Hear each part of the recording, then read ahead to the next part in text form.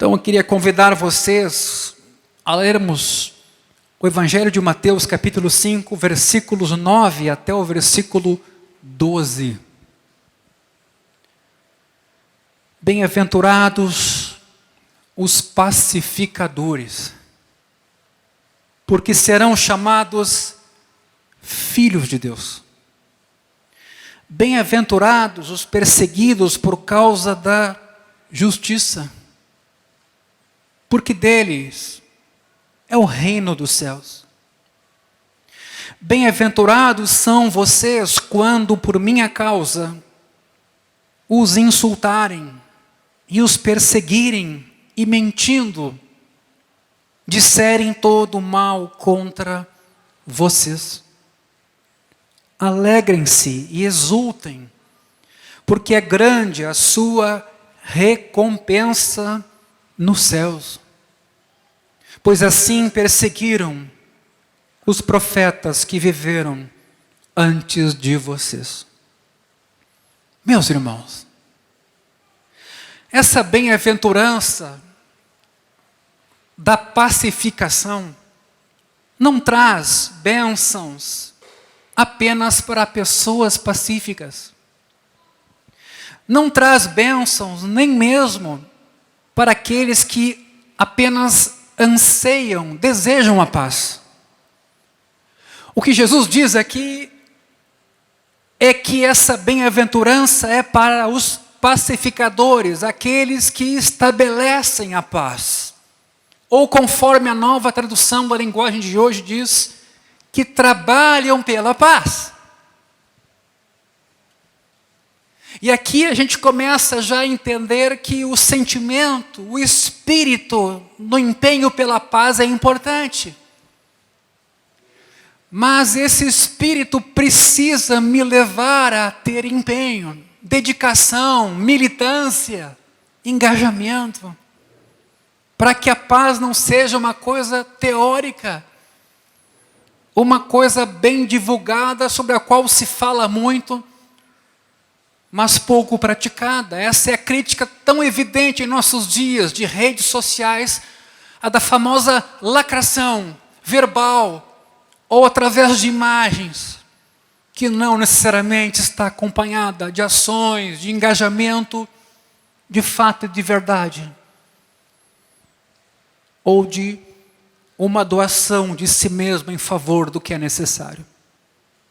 Ora, dentro da Bíblia, o maior pacificador, sem dúvida alguma, é Jesus Cristo. Ele é chamado o príncipe da paz. Ele tem competência para falar sobre isso. Ele estabelece a paz entre Deus e o ser humano, porque remove o pecado, que é o motivo desse afastamento. Ao dizer isso, minha intenção aqui não é lidar com aquilo que às vezes é óbvio para nós, ao que nos remetemos na ceia mesmo. Mas é de fato sermos lembrados de que somos pecadores. E isso não é um conceito, isso é uma realidade. E é por isso que ao estarmos diante da mesa do Senhor, temos que ter alegria, porque pecadores mesmo assim foram chamados à comunhão de Jesus. É muito comum a gente lidar com o tema da justificação pela fé e pela graça. Justificados, pois, mediante a fé, tenho paz com Deus por meio de Jesus. É uma verdade, é uma declaração contundente. Mas quando eu pego essa verdade e olho para mim mesmo, e vejo os meus pecados, meus desânimos, meus medos, minhas fraquezas, minhas oscilações, aí aquilo que é um conceito se torna uma realidade, uma necessidade que é suprida em mim. Eu preciso de Jesus, do amor de Deus, porque tem algo em mim que não é legal. Eu sou um pecador. Nem sempre estou motivado, nem sempre sou pacífico, nem sempre amo, nem sempre sirvo, nem sempre estou contente, nem sempre tenho calma. Me dou conta de que tem em mim alguma coisa que não é legal e que me trouxe então a uma igreja como essa, que foi a mensagem de Jesus que entende meu pecado, perdoa-me dele e me reconcilia com Deus. Essa mensagem jamais é banal e jamais deve ser tratada no sentido conceitual. Ela é existencial na medida em que é para mim e para cada um aqui que ela tem relevância. Você pode ser crente há 50 anos, mas nem por isso você mudou uma natureza que é sua. Como Lutero dizia, simultaneamente justo e pecador, a gente luta contra algo em nós que não é legal. Nem sempre a gente se dá conta.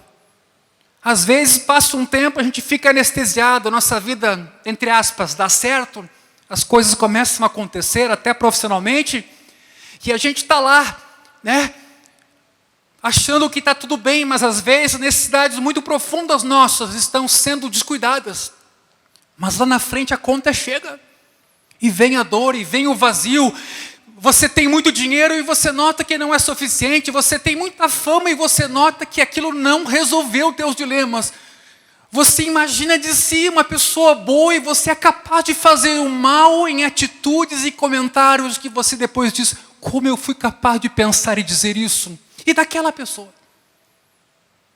E é por isso que a igreja, quando se encontra e convive, é também um lugar onde Deus revela o Evangelho, porque nesses encontros há ruídos, há tensões, há dificuldades, há desacordos.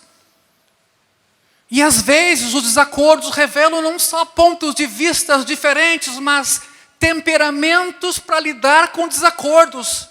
Desamor, egoísmo, arrogância, soberba, falta de paciência, e eu podia seguir aqui a lista. Quando não problemas de moralidade, de lascívia, de ira, que quando a gente se encontra, ou na família, ou no corpo de Jesus, graças a Deus isso aflora, mas aflora para quê? Para sermos aperfeiçoados, perdoados, curados, transformados. Eu quero repetir isso com muita veemência na noite de hoje. Justificação por fé e graça, por meio de Jesus, aparentemente é um conceito bem claro e resolvido, mas isso é o que nos segura de pé, isso é o que define, como Lutero mesmo dizia, uma igreja verdadeira de uma falsa, porque se a igreja for depender de suas obras e moral para estar de pé, ela está num navio afundando, mas a palavra de Deus, Cristo é sólido fundamento, sobre ele somos inabaláveis. Isso é fundamental, meus irmãos. Por isso não se exclua, conviva. Abra o seu coração, conheça irmãos, conheça irmãs. Vá para a comunhão, não se exclua, não crie o seu mundo de cristal, intocável. Nesse espaço você não tem nem condição, às vezes, de saber o que é certo, o que é errado. Você criou o próprio caminho. E às vezes você se distanciou de padrões morais. Ou por que não dizer cristãos de vida. Esse afastamento não é o que Deus quer. E que 2022 reserve para nós um tempo de caminhada conjunta, de ajustes conjuntos. E você vai ver como o Evangelho é importante. Você pode chegar aqui num domingo desanimado, cansado, mas trabalhando muito, viajando muito e fazendo um monte de coisas. E inconscientemente, tua felicidade, tua alegria está muito em cima daquilo que você faz ou como foi sua semana. Mas que bom quando Deus permite que caia a ficha e a gente perceba que nada disso nos nutre de verdade. Que são coisas boas que Deus nos deu, mas não foram criadas para serem nossos deuses, foram criadas para nos servirem como dinheiro. E aí então você se dá conta, a razão toda para eu estar aqui hoje. Sim, pastor, porque eu sou essa pessoa, porque quando eu não falo mal de alguém, eu penso. Porque quando o meu falar é puro, o meu pensamento não é. Então eu sei, pastor, que tem algo em mim que não é legal. E esse algo em mim, pastor, quando ele vai se acumulando, quando eu vou deixando de ter comunhão com Jesus, de ouvir a sua palavra, de receber perdão, um abismo vai chamando o outro. Pastor, quando eu me dou conta, eu estou falando palavrão, estou desejando a morte das pessoas, estou brigando no trânsito, estou pensando em coisas inimagináveis. Somos nós. Cada um aqui. Eu quero lembrar você do sentido do que nós estamos celebrando aqui essa noite. Eu quero conscientizar você de que ao entrar por aquela porta, há motivos de sobra para você levantar a sua mão e adorar, porque você estava morto e agora vive por meio de Jesus. Você estava afastado por inimizade, mas por causa do sangue de Jesus você foi aproximado. Meu irmão, às vezes isso se tornou banal para nós. Até na nossa maneira de adorar, de louvar, isso fica evidente. É como se nós estivéssemos aqui cuidando do tempo para ir embora, contando os minutos para sair, como se fosse uma obrigação moral formativa de nossos filhos. Por isso que nós vamos à igreja, para ter um ambiente para eles protegido. Não é nada disso. A igreja é o lugar dos remidos e salvos pelo sangue de Jesus. Sem Jesus, nós estaremos hoje mortos em delitos e pecados, e nosso destino era o inferno. Ponto. Ponto. E é nesse sentido que quando eu leio esse texto sobre pacificação, era impossível falar sobre este assunto sem o nosso coração ter sido pacificado por Jesus. Era impossível buscar paz com parentes, vizinhos, amigos, irmãos em Cristo, sem Jesus, o príncipe da paz. Não tente o caminho invertido para esse processo. Deixe Jesus pacificar o seu coração, receba perdão de pecados, porque ao receber, você está reconhecendo que é falho. E se você reconhece que é falho, você vai ser mais humilde ao chegar aos teus irmãos. Você não vai chegar sempre achando que é certo, que tem a última palavra. Sabe aquela pessoa, é muito comum isso. Você chega na frente dela, você não consegue falar. Ela sempre fala, ela não ouve. Parece que ela não está aberta para aprender nada, ela só fala. É um senso de justiça própria, que no convívio da igreja Deus quer trabalhar. Então escute, Ele é o príncipe da paz. Ele traz paz entre o ser humano e o seu semelhante. Ele é quem lida com as inimizades que são naturais de nós. E Ele nos conduz a Deus. Jesus deu ao tradicional cumprimento judaico. Entre os judeus até hoje, esse cumprimento é comum, shalom. A gente traduz por paz, mas shalom e paz não estão em significado direto, pelo menos não em totalidade. Shalom tem mais dentro de si do que propriamente uma paz. É uma prosperidade toda, um desejo de que aquele outro, aquela outra vão bem. Mas Jesus usou essa expressão, o shalom, para dar a ele um significado mais profundo, quando depois da sua morte e ressurreição, saudou os seus discípulos com estas palavras: paz seja com vocês. Aquela shalom havia sido ressignificada, agora ela era dita por alguém que havia ressuscitado dentre os mortos, pago a dívida de pecado da humanidade. Era uma paz mais profunda do que um desejo de prosperidade. É a prosperidade acontecendo. É a bênção se derramando. Jesus é a shalom de Deus, não só um cumprimento e um desejo que nós manifestamos uns para com os outros, mas era Jesus se dando, porque havia morrido, ressuscitado. E Ele então saúda no Evangelho de Lucas 24, 36, seus discípulos: paz seja com vocês. Assim, meus irmãos, as boas novas de Cristo são a maior mensagem de paz que pode existir. E o cristão que dá testemunho de Jesus e do Evangelho e fala da sua fé, é um arauto da paz. Ele é um pacificador por excelência. Considerando que a principal paz é nossa paz com Deus e uns com os outros. Não admira que Paulo use a linguagem figurada de Isaías, que retrata mensageiros correndo pelas trilhas da região montanhosa da Judéia. O texto que você conhece muito bem, de Isaías 52:7. Quão formosos são sobre os montes os pés do que anuncia boas novas, que faz ouvir a paz, que anuncia coisas boas, que faz ouvir a salvação, que diz a Sião: o seu Deus reina. Meus irmãos, nada nos pode separar do amor de Deus que está em Cristo. Quando aqui Isaías anuncia o seu Deus reina, ele já estava antecipando a vitória de Jesus sobre todo o mal, inimizade, condenação ou separação. Não foi porque você é bonitinho ou porque você é um cara de boa moral, mas porque você é um pecador e Deus te amou em Cristo, você foi trazido a esta mesa aqui.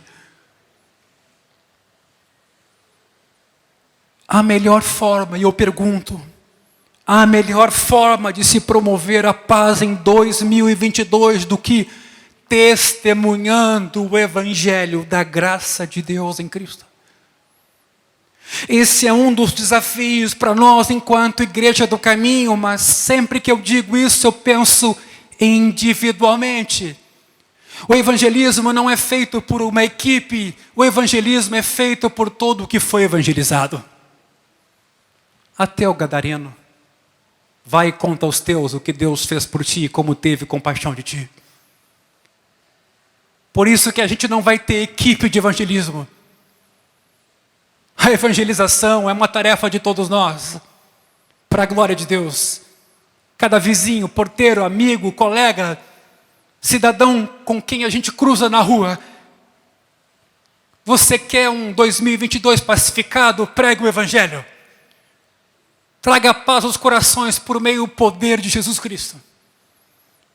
E a gente vai estar dando um ótimo passo nesse ano que começa. Contudo, meus irmãos, não há nada nesse contexto que acabamos de ler da bem-aventurança sobre pacificação que nos permita defender a ideia de que aqui Jesus esteja se restringindo a essa pacificação de anúncio do Evangelho.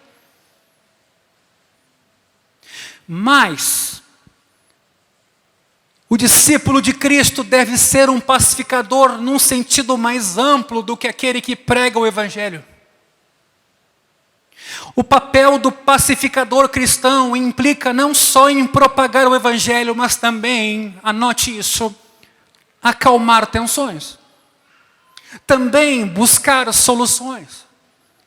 Também garantir que a comunicação entre pessoas, por exemplo, seja eficiente, que não haja mal entendidos.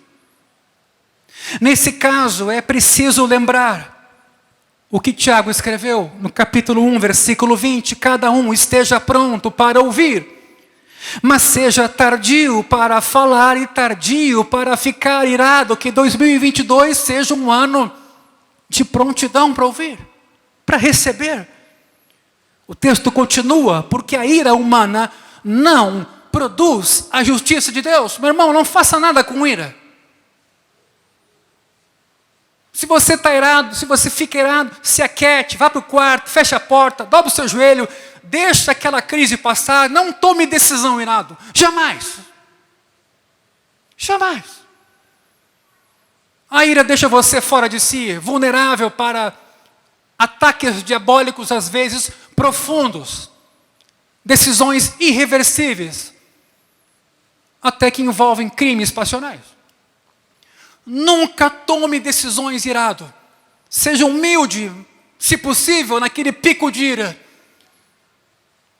de tentar fechar a boca, se recolher, repensar o que foi dito e orar.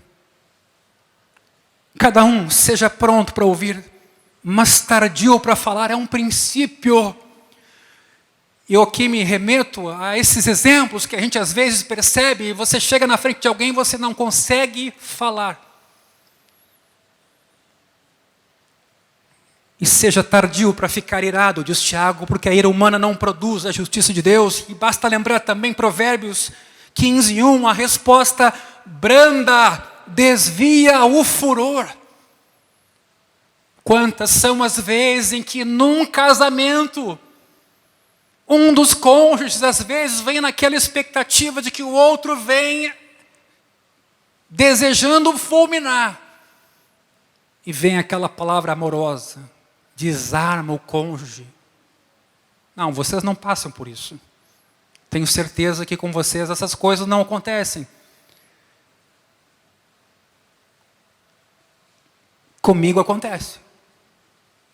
Situações nas quais a gente vivencia conflitos, se apega a direitos, se apega à imagem, tentando defender o ponto de vista, e de repente vem lá o cônjuge, que você pensa que ele vem para a batalha final, e você está ali, e ele vem, quer um café? Quer um docinho? A resposta branda desvia o furor. O cristão não deve confundir problemas, mesmo aqueles mais importantes, com a defesa da sua autoimagem. A gente às vezes confunde o debate sobre um assunto com a nossa pessoa envolvida no debate. A gente confunde o debate com, se eu não defender esse ponto de vista, eu estou morto. Os argumentos viram as pessoas debatendo. Se eu perder esse debate, eu acabo como pessoa. Claro que eu não digo isso, mas inconscientemente é o que eu estou a sustentar. Não posso reconhecer que estou errado, não posso. E aqui uma frase de Carson, que eu até vou postar essa semana porque me chamou muita atenção. Escute. Para não ser culpado de gerar mais calor do que a luz, o pacificador deve aprender a baixar seu tom de voz, quanto maior for a intensidade da discussão, e aprender a ser mais bem-humorado. Vou repetir. Para não ser culpado de gerar mais calor do que a própria luz, o pacificador deve aprender a baixar seu tom de voz quanto maior for a intensidade da discussão, e aprender a ser mais bem-humorado. Os pacificadores, meus irmãos, são bem-aventurados porque serão chamados filhos de Deus, é o que diz Jesus. E note, filhos aqui no gênero masculino mesmo, e não descendentes como optou a King James Version, versão King James. A diferença nas palavras aqui é sutil, mas importante, porque no pensamento judaico, filho no masculino, em geral, tem o significado de portador do caráter de, ou algo assim. Se alguém chama você de filho de um cão, não está insultando os seus pais, mas você. É você que tem o caráter semelhante ao de um cão. Por isso, filhos de Deus pode ter uma conotação diferente de filhos e filhas de Deus. As duas expressões, claro, podem se referir ao mesmo tipo de relação com pai e mãe. Mas a primeira, a masculina, neste caso, enfatiza mais o caráter do que a relação em si. Então, para ninguém entender mal aqui, a linguagem não é machista, mas o sentido é de que o uso masculino tem essa aplicação de se reportar ao caráter do Pai. Ou seja, a recompensa, meus irmãos, do pacificador, ele será chamado Filho de Deus. Ele reflete o maravilhoso caráter pacificador do seu Pai Celestial. Em nossos dias ainda existe um sentido em que os cristãos costumam reconhecer esse aspecto na vida de alguém. Por exemplo, quando em algum lugar, mesmo numa reunião da igreja, cristãos se envolvem em debate acalorado, o irmão que fica calmo, escuta cada ponto de vista com respeito, educação e tenta acalmar os ânimos à flor da pele, é considerado espiritual pelos outros. Mesmo que ninguém diga a respeito. Mas essa conduta deveria ser considerada normal entre discípulos de Cristo, pois o próprio Cristo exemplificou essa norma. 1 Pedro 2:23. Pois ele, quando insultado, não revidava com insultos. Quando maltratado, não fazia ameaças, mas se entregava àquele que julga retamente. Se entregava. Não fazia justiça própria. Essa conduta, meus irmãos, quero chamar a atenção, não é opcional, ela é da natureza de ser filho de Deus. Não importa então o que a gente diga ou o desejo de se afirmar filho de Deus, aqui o que está em questão é a natureza do que expressamos. Um outro texto nessa direção de Paulo, em Romanos 12, versículo 17, nos diz: não paguem a ninguém mal por mal. Procurem fazer o bem diante de todos, se possível, no que depender de vocês, vivam em paz com todas as pessoas. Viver em paz não é viver isolado. Isso não é se empenhar pela paz. Você me desculpe. Viver em paz é se empenhar para com todos ter uma relação sadia, respeitosa, amável. Por favor, eu vivo em paz, pastor. Eu, minha mulher, meus filhos, não temos problema nenhum. Nós fomos chamados como luz para este mundo. Ainda bem que Deus não pensou desta forma. Ele deixou o seu trono, se fez gente e habitou entre nós, cheio de graça e de verdade. Chegamos à última bem-aventurança. Versículo 10. Ela não diz: bem-aventurados os perseguidos porque são repreensíveis, ou porque falam de maneira inflamada, como fanáticos, ou porque eles defendem uma causa política ou religiosa. Uma coisa que para mim hoje está muito confusa. Que confusão o nosso país está vivendo entre fé cristã e ideologia.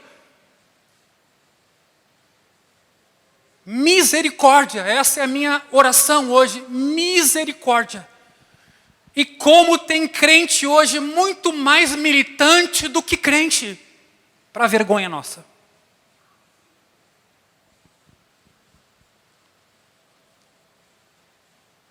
A bênção aqui, meus irmãos, ela se restringe aos que sofrem perseguição por causa da justiça. Abra comigo 1 Pedro 3, por favor. Versículo 13. 1 Pedro 3, versículo 13. Veja que belo texto esse. Ora, quem há de maltratá-los se vocês forem zelosos na prática do bem? Aqui a gente já tem um princípio importante, que o bem feito é entendido por algumas pessoas como uma coisa boa. Nem tudo está perdido, viu? Mesmo não cristãos, claro que é eles que eu me refiro aqui. Mas mesmo que venham a sofrer por causa da justiça, vocês são bem-aventurados, não tenham medo das ameaças, nem fiquem angustiados. Pelo contrário, santifiquem a Cristo como Senhor no seu coração, estando sempre preparados para responder a todo aquele que pedir razão da esperança que vocês têm. Mas façam isso com mansidão e temor, com boa consciência, não precisa apelar, meu irmão. De modo que naquilo que falam mal de vocês, fiquem envergonhados, esses que difamam a boa conduta que vocês têm em Cristo. Porque se for da vontade de Deus, é melhor que vocês sofram por praticar o bem do que praticando o mal. Ô palavra necessária em nossos dias hoje. De quantas coisas a igreja está precisando se desculpar porque ela não tem agido com justiça. A bem-aventurança é quando injustamente você é perseguido, quando perseguem você por causa da justiça. Os crentes descritos aqui são os que estão determinados a viver como Jesus viveu.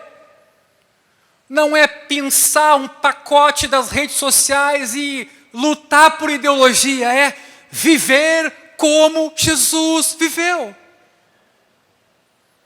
A grande pergunta é: quem é Jesus para as pessoas hoje? Que imagem elas fizeram dele? Que conceitos carregam quando falam em nome dele? A perseguição, meus irmãos, pode assumir diversas formas. Não precisa ser aquela de experiências rigorosas que irmãos nossos, missionários, sofrem em países repressores. Um cristão do mundo ocidental que pratica a justiça talvez seja ridicularizado na família, marginalizado pelos parentes e às vezes debochado na própria igreja. Ah, tu é certinho demais. Ah, o cara ali é crente demais, não pode participar do nosso grupo familiar aqui, a gente se excede um pouquinho. É um chato mesmo. Imagina. Isso é sutil. Até o cristão criado num lar seguro vai enfrentar oposição e crítica em alguns lugares. Talvez no trabalho ele descubra o que alguns colegas estão dizendo a seu respeito, aspas, supondo. Bom, ele é crente, né? Mas ele leva muito a sério essa vida. Ele nem sequer trapaceia na declaração do imposto de renda para sonegar. Outro dia, quando eu disse para ele levar para casa uma das pastas do escritório, onde a gente trabalha, porque eu sabia que ele precisava de uma para guardar documentos, ele disse que não. Eu insisti. Ele respondeu, isso é furto. E vocês já viram a cara dele quando eu conto algumas piadas?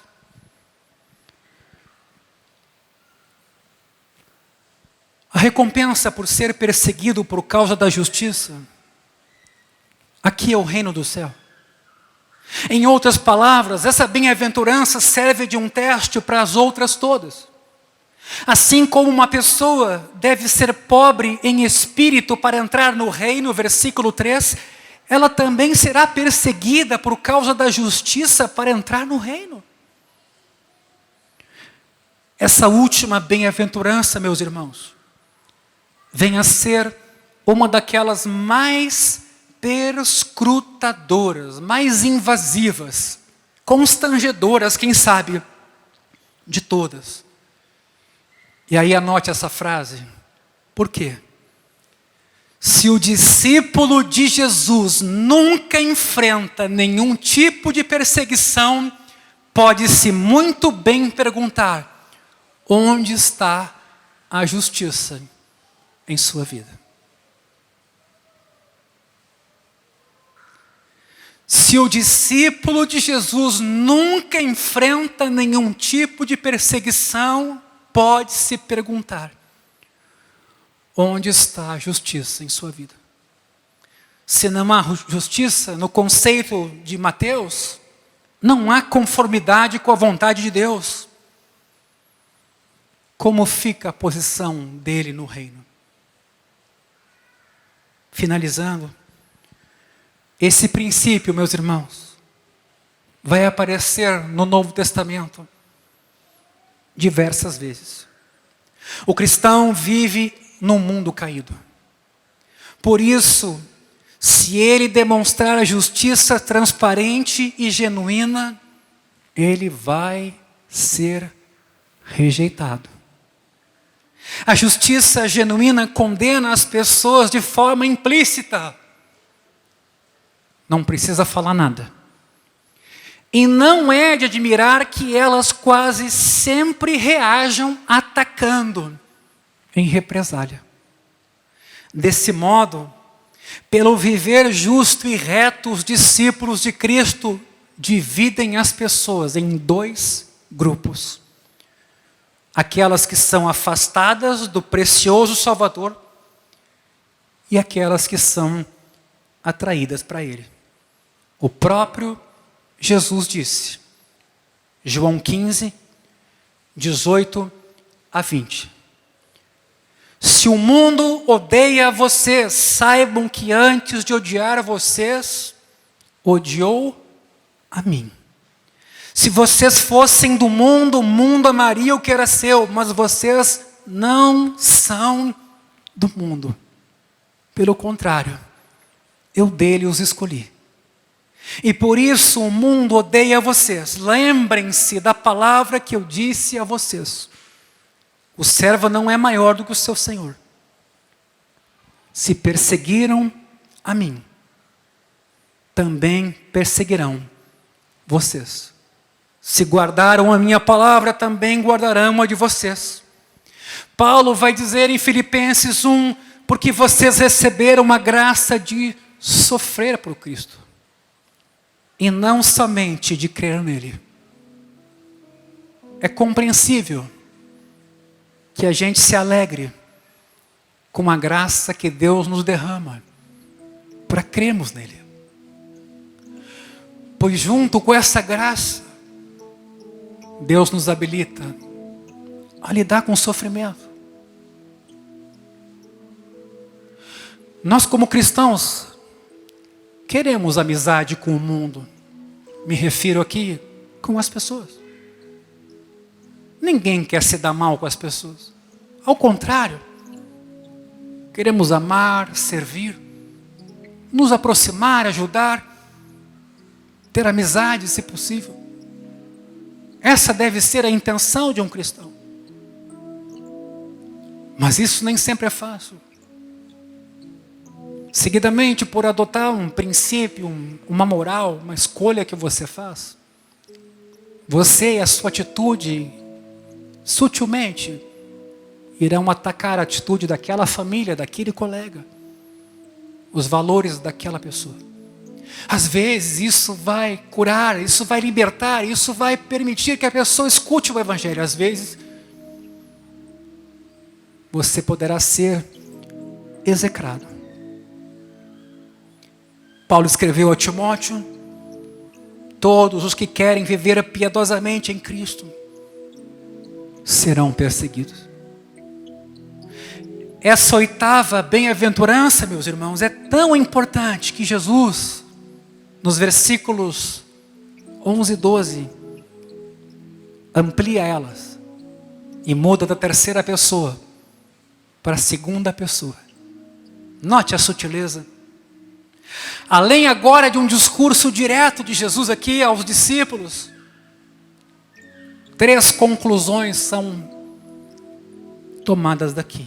Primeiro, o sentido da perseguição é ampliado e agora inclui insultos e palavras ditas com o objetivo de prejudicar.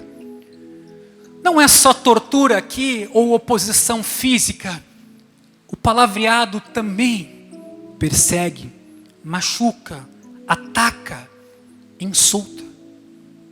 Segundo, Jesus aqui, note, faz um paralelismo entre a expressão por causa da justiça e por minha causa. Você notou isso? O texto que lemos, do versículo 10, fala sobre por causa da justiça. Mas no versículo 11, essa justiça é equiparada à causa de Jesus. Isso confirma que a justiça de vida referida aqui é imitação de Cristo. Por que você acha que temos os evangelhos? Por que temos um personagem? Por que Deus se fez carne? Viveu como menino, adolescente e adulto depois. A justiça de vida aqui é a imitação de Cristo. Por outro lado, esses textos também nos mostram que não há espaço para fidelidade a Jesus sem justiça. Note, esse paralelo identifica de tal maneira o discípulo de Jesus com a prática da justiça de Jesus que não há espaço para a fidelidade a Jesus sem justiça. E por fim, a palavra para que o cristão aqui se alegre e exulte quando sofrer é clara. No Novo Testamento são apresentadas razões para você se alegrar em meio à perseguição.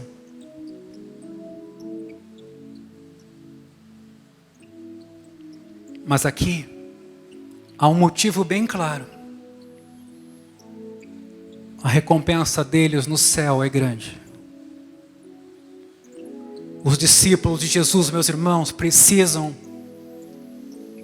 entender os seus valores. Valores da eternidade. Convencidos de que leves e momentâneas tribulações produzem para eles eterno peso de glória acima de toda comparação. Eles precisam estar com os olhos bem fixos no Jesus que voltará. Os discípulos de Jesus se alinharam entre os profetas que foram perseguidos antes deles. Com isso, testificam em todas as épocas que o povo de Deus está na mira, longe de ser uma perspectiva deprimente. O sofrimento nosso na perseguição, por causa de retidão, é um sinal triunfante de que o reino lhes pertence. Baixa a tua cabeça esta noite.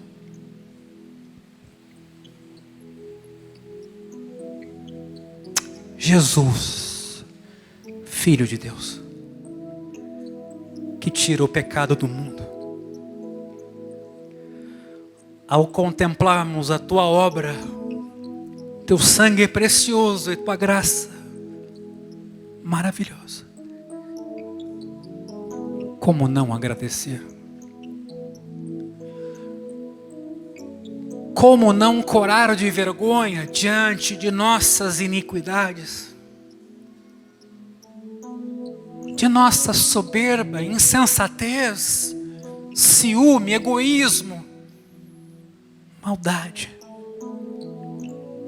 Como não agradecer pela cruz? Como? Diante da tua palavra e do convite que fazes a nós, a nossa resposta hoje é: eis-me aqui. Eis-nos aqui, Jesus. Nos ajuda nessa caminhada. Revela o nosso coração. Lava as nossas vestes no teu sangue precioso e nos transforma. Diante da crise que assola o nosso país, moral, crise na família, crise de toda sorte, que o Senhor tenha misericórdia de nós e nos ajude e nos perdoe os pecados, sares as nossas feridas, derrame amor e humildade em nossos corações. Mansidão, pacificação, domínio próprio, alegria. Porque esse pequeno rebanho que nós somos, Jesus, nós não somos deste mundo. Ó pequenino rebanho, obrigado porque Tu não nos abandonas, Jesus. Prometeste estar conosco todos os dias. A Ti damos a honra, a glória e todo louvor na noite de hoje.